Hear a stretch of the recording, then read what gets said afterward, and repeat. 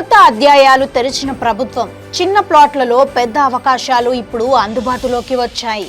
ఇందిరమ్మ ఇళ్ల పథకం కింద చిన్న ప్లాట్లలో ఇల్లు నిర్మించుకోవాలన్న కలలకు కొత్త దారి చూపిస్తూ ప్రభుత్వం G+1 ఇళ్లకు అనుమతి ఇచ్చింది. ఇది అభయహస్తం కార్యక్రమంలో భాగంగా 15వ అసెంబ్లీ పరిధిలో 4.5 లక్షల ఇళ్ల నిర్మాణం లక్ష్యంగా పెట్టుకొని ప్రతి ఇంటికి ప్రభుత్వం అందించనున్న ఆర్థిక సహాయం 5 లక్షలు. దీనికి గాను ఉండవలసిన అర్హతలు: ఫ్లాట్ పరిమాణం కనీసం 30 గజాలు అంటే 33.3 స్క్వేర్ మీటర్లు ఉండాలి.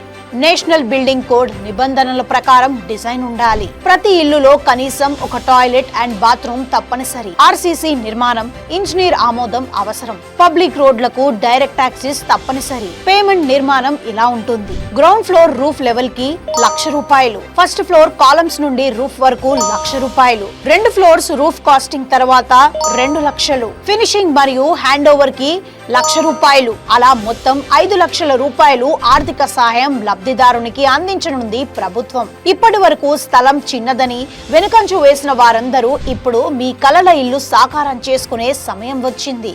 ఇందిరమ్మ ఇల్లు పథకం మీకు కొత్త ఆరంభానికి నాంది.